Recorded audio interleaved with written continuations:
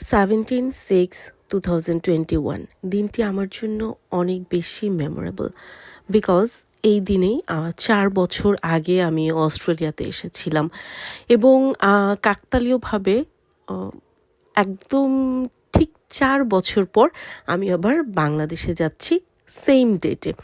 বিষয়টা আমার কাছে খুবই মজার ছিল। যখন টিকিট কাটছিলাম আসলে এটা মাথায় ছিল না, কিন্তু যখন মিলে গেল তখন এত বেশি ভালো লাগছিল।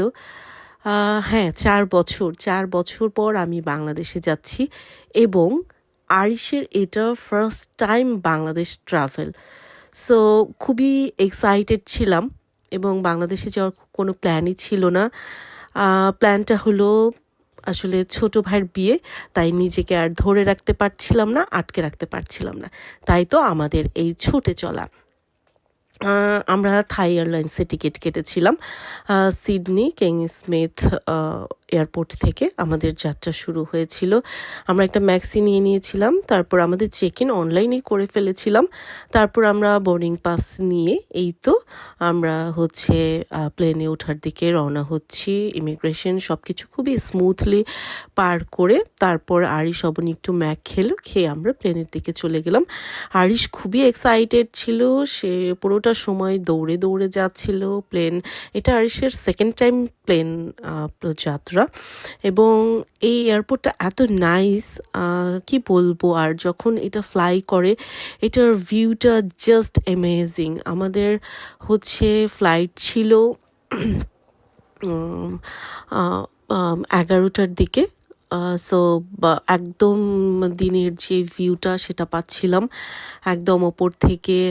আপনার Opera house, Harbour bridge, I tower সব কিছু দেখতে পাচ্ছিলাম। এত ভালো লাগছিল এবং এত মানে টেক অফটা এত স্মুথ ছিল। মানে আগে আমার প্লেন যাত্রা একদমই ভালো লাগে না, বাট এইটা খুবই এনজয় করেছি। এবং থাই এয়ারলাইন্স নিয়ে আমি যেটা বলবো, এটা আসলে বাজেট ফ্রেন্ডলি এবং আমার ওদের সার্ভিস খুবই ভালো লেগেছে। ওদের ফুড ওয়াজ সো গুড, যেহেতু আমি থাই পছন্দ করি। এবং ওরা 3টা মিল দেয়। 9 আওয়ার্সের আমাদের যেই ট্রাভেলটা ছিল, আমরা থাইল্যান্ডে গিয়ে আসলে ট্রানজিট করব। তো থাইল্যান্ডের উদ্দেশ্যে আসলে আমাদের অস্ট্রেলিয়ার সিডনি থেকে এই যাত্রা শুরু হয় এবং তারপর সেখান থেকে আসলে তারপর আমরা বাংলাদেশে যাব। তো বন্ধুরা, তোমাদের সাথে আমার এই যাত্রাটা শেয়ার করলাম। সো প্লেনে আসলে 9 আওয়ার্স খুবই বোরিং একটা জার্নি। সো এই জন্য আমার সবসময় ভয় লাগে যে আমি বাংলাদেশে যাব না এই প্লেন জার্নির কারণে।